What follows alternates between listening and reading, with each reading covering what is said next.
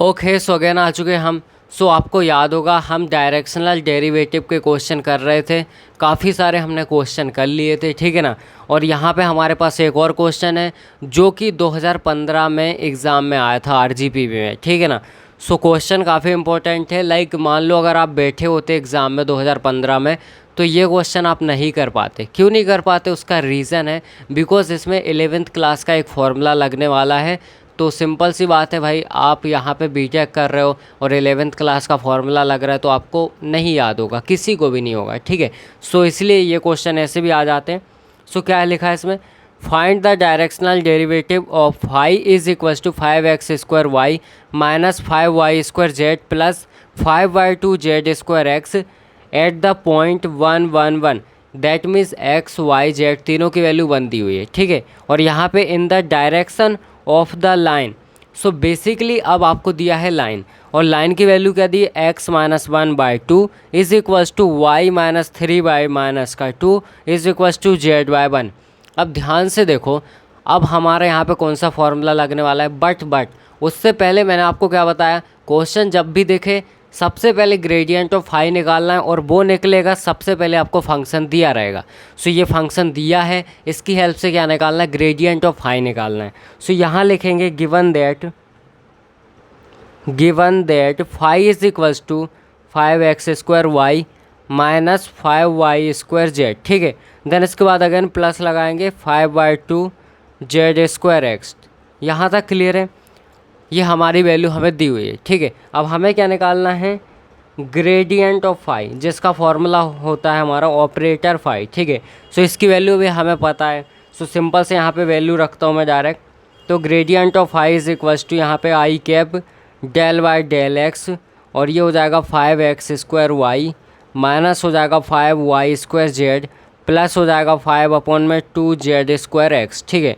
Again plus लगाएंगे, यहाँ पे हो जाएगा j cap del by del y, and यहाँ पे भी अगेन वैल्यू पुट करेंगे। तो मैं यहाँ लिख देता हूँ 5x² y minus 5y² z plus हो जाएगा 5/2 जेड स्क्वायर एक्स, ठीक है। अगेन अब अपना हो जाएगा के कैप, है ना। K cap del by del z, और यहाँ पे लिख देता हूँ 5x² वाई माइनस का 5y² जेड, और प्लस में हो जाएगा 5/2 जेड स्क्वायर एक्स, ठीक है। क्लियर है, चलो ये माइनस है प्लस है, ठीक है। अब इसके बाद हमें क्या करना है, इसको भी सिंप्लीफाई करना है, ठीक है। ये आपको ऑलरेडी आता है कैसे करना है, मुझसे पहले ट्राई करो। यहाँ पे हो जाएगा gradient of phi is equals to, अब यहाँ पे देखो x के रिस्पेक्ट में हो रहा है, यानी हमारी ये टर्म ज़ीरो हो जाएगी बिकॉज इसमें x नहीं है ना। यहाँ पे हो जाएगा अपना 10 आई कैप लिख देता हूँ पहले, और हो जाएगा अपना 10xy, एंड यहाँ पे आएंगे तो यहाँ पे हो जाएगा प्लस 5/2 जेड स्क्वायर, ठीक है ना। x का 1 हो जाएगा। अब अगेन आएंगे तो यहाँ पे हो जाएगा प्लस में अपना जे कैप, और यहाँ पे ध्यान से देखो तो अपना y इसमें है, इसमें है, इसमें नहीं है। इसका मतलब ये टर्म ज़ीरो हो जाएगी, ठीक है। इसमें हो जाएगा अपना y का 1, यानी बचेगा 5x²। देन इसके बाद यहाँ पे लगा हमारा माइनस, और ये 2 आगे आएगा तो 5 से मल्टीप्लाई होकर 10 हो जाएगा। तो यहाँ पे हो जाएगा माइनस का 10y/z, ठीक है ना। अब इसके बाद अगेन लगाएंगे प्लस, यहाँ पे हो जाएगा के कैप। अब यहाँ पे ध्यान से देखो तो ये टर्म हमारी ज़ीरो हो जाएगी। अब हमारी ये टर्म में जेड है, इस टर्म में जेड है, यानी यहाँ पे देखें तो माइनस का 5 और जेड का 1 तो वाई का स्क्वायर हो जाएगा, ठीक है ना। अब इसके बाद यहाँ पे आए तो प्लस, और यहाँ पे देखो ये 2 आगे आएगा तो क्या हो जाएगा, 5 का मल्टीप्लाई होगा 2 में तो 10 हो जाएगा, है ना। और 10 से अपन 2 को मतलब डिवाइड करेंगे, बेसिकली यहाँ पे क्या हो जाएगा, 5 बचेगा। दैट मीन्स 5 और जेड एक्स, ये चीज़ हमारी बचने वाली, यहाँ पे ये इसके साथ है ना। अब इसके बाद हम लिखेंगे we know that x is equals to 1, y is equals to 1, z is equals to 1। Put in equation second, इसको इक्वेशन सेकंड नाम दो, इसको इक्वेशन नंबर 1 नाम दो, ठीक है ना। हमें क्या करना है, इसमें पुट कर देना है। दैट मीन्स अगर पुट करेंगे, देखो तीनों की वैल्यू 1 1 है ना, इसका मतलब x y z जहाँ जहाँ भी है सबको हटा दो, सिंपल सी बात है, 1 है ना वैल्यू। तो यहाँ पे हो जाएगा gradient of phi is equals to i cap, और यहाँ पे बचेगा 10 प्लस में हो जाएगा 5/2 प्लस हो जाएगा जे कैप, यहाँ पे हो जाएगा 5 माइनस में 10, और यहाँ पे अगेन आएंगे तो प्लस में हो जाएगा अपना के कैप, और यहाँ पे देखें तो माइनस का 5, और यहाँ पे हो जाएगा प्लस का 5। ठीक है, इस टाइप से हमारा हो जाएगा। यहाँ तक आपको बिल्कुल भी दिक्कत नहीं होनी चाहिए। अब ध्यान से देखो तो यहाँ पे ग्रेडियंट ऑफ फाई, अब यहाँ पे 10 और प्लस में 5/2, इसको आप सिंप्लीफाई करोगे तो आपका क्या आएगा, लाइक देखो यहाँ पे आप एलसीएम में 2 बचेगा हमारा, है ना, तो 2 का मल्टीप्लाई इसमें होगा तो 20 हो जाएगा, और 20 प्लस 5 क्या हो जाएगा 25, 25 डिवाइड बाई 2, सो यहाँ पे हो जाएगा 25 डिवाइड बाई 2 आई कैप, और यहाँ पे हो जाएगा प्लस में अपना माइनस का 5 जे कैप। ठीक है ना, इस टाइप से हो जाएगा। एंड यहाँ पे देखें तो ये कैंसिल हो जाएगा, यानी प्लस में अपना 0 के कैप हो जाएगा। ठीक है, अब इसको थोड़ा और ढंग से लिखें तो gradient of phi is equals to, अब यहाँ पे ध्यान से देखो तो मैं इसको क्या लिख सकता हूँ, यहाँ पे चाहो तो आप लिख सकते हो, अदरवाइज़ कोई दिक्कत नहीं, 12.5 भी लिख सकते हैं, 12 दूनी 24 और 5 है ना, तो यहाँ पे हो जाएगा 25, और यहाँ पे हो जाएगा आई कैप, और माइनस में हो जाएगा 5 जे कैप, और प्लस में हो जाएगा 0 के कैप। ठीक है ना, सो यहाँ पे इस टाइप से मैं इसको लिख सकता हूँ।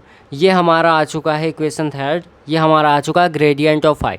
अब देखो क्वेश्चन पे मूव करो, सो आपको क्या दिया हुआ है, यहाँ पे उसने लिखा है लाइन, है ना, यानी उसने आपको direction of the line is equals to this, ये आपको दिए। तो फॉर्मूला हमारे पास कुछ इस टाइप से था, मैं यहाँ पे लिखता हूँ।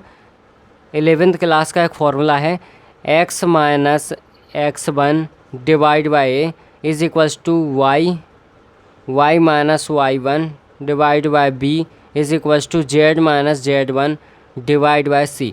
ये आपका फॉर्मूला है। ठीक है, यानी यहाँ पे x1 y1 और z1 ये वैल्यू आपको यहाँ से लेनी है। तो यहाँ पे देखो x1 माइनस में x1 है ना फॉर्मूले के अकॉर्डिंग, यहाँ पे देखो, और यहाँ पे माइनस का 3 यानी ये y1 की वैल्यू हो जाएगी, और यहाँ पे कुछ नहीं है, इसका मतलब मैं माइनस में यहाँ पे 0 लिख सकता हूँ, तो यानी हमारी जो z1 की वैल्यू है वो 0 हो जाएगी। तो यहाँ से हम मान लेते हैं let p is equals to, यहाँ पे हमें पॉइंट मिल जाएंगे लाइक 1, 3 और 0, ये हमें पॉइंट मिल जाएंगे। ठीक है, अब इसकी हेल्प से आप इजीली यूनिट नॉर्मल वेक्टर को फाइंड कर सकते हो, सिंपल सी बात है। तो यहाँ पे अगर मैं p वेक्टर में इसको कन्वर्ट करूँ तो क्या हो जाएगा, आई जे के लगा दो कैप में, है ना, तो यहाँ पे हो जाएगा 1 आई कैप, प्लस में हो जाएगा 3 जे कैप, प्लस में हो जाएगा 0 के कैप। ठीक है, अब इसका आप निकालोगे लाइक यूनिट नॉर्मल वेक्टर, सो आपका क्या आने वाला है, यहाँ पे देखो आपको क्या करना है, जो p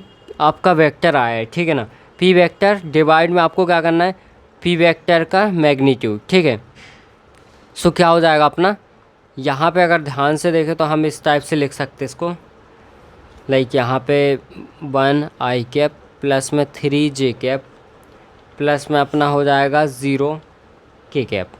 ठीक है, यहाँ तक कोई दिक्कत नहीं है। अब डिवाइड में आएंगे तो देखो 3 का स्क्वायर क्या हो जाएगा, अब मैं डायरेक्ट लिख रहा हूँ, है ना, यहाँ पे मैग्नीट्यूड है बट आपको रूट लगा के आई जे के जो कोफिशिएंट है मतलब मल्टीप्लाई में है उसका स्क्वायर करना है ना। तो 3 का स्क्वायर क्या हो जाएगा अपना 9, और 1 का स्क्वायर 1, यानी टोटल हो जाएगा रूट के अंदर 10। सो ये अपना वैल्यू आ चुकी है, दैट मीन्स ये हमारा आ चुका है यूनिट नॉर्मल वेक्टर, और यहाँ पे हमारा ऑलरेडी आ चुका था ये वाली वैल्यू ग्रेडियंट ऑफ फाई, यानी इसका मल्टीप्लाई कर दो तो आपका क्या आ जाएगा, डायरेक्शनल डेरिवेटिव। ठीक है ना, अब देखो इस टाइप से अपना हो जाएगा। ठीक है, अपन को निकालना है डायरेक्शनल डेरिवेटिव। सो यहाँ पे सिंपल सा हम क्या करेंगे, यूनिट नॉर्मल वेक्टर का डॉट प्रोडक्ट करेंगे ग्रेडियंट ऑफ फाई के साथ। ठीक है, सो ये मैंने इसकी वैल्यू रखी और ये ग्रेडियंट ऑफ फाई हो गया अपना। अब इसका हमें डॉट प्रोडक्ट निकालना, तो D S is equal to 1 में ये √10 अलग लिख लेता हूँ मैं, और यहाँ पे ध्यान से देखो तो कैसे निकलता है मैंने आपको ऑलरेडी बता रखा है, फिर से बता देता हूँ। अगर आई कैप का आप डॉट प्रोडक्ट आई कैप के साथ करोगे तो ये 1 हो जाएगा, ऐसे ही जे कैप का जे कैप के साथ होगा तो ये भी 1 हो जाएगा, के कैप का के कैप के साथ होगा तो ये भी 1 हो जाएगा। तो आई जे के ये आपको लिखने की ज़रूरत नहीं है, इनका 1 हो जाएगा। ठीक है ना, और यहाँ पे सिर्फ आप नंबर्स का मल्टीप्लाई करो, सो क्या हो जाएगा आपका 1 का मल्टीप्लाई इसमें होगा 12.5 में, तो 12.5 एंड 0 का 0 में होगा तो हट जाएगा वो तो, और 50 यहाँ पे 5 का होगा 3 में तो क्या हो जाएगा माइनस का 15।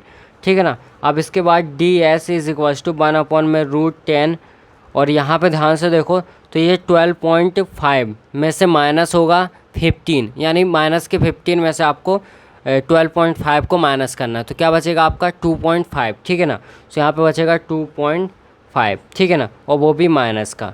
तो यहाँ पे मैं इसको साथ में लिख सकता हूँ, तो माइनस का 2.5 डिवाइड बाय रूट 10। इस टाइप से हमारा फाइनल आ चुका है आंसर, ठीक है ना।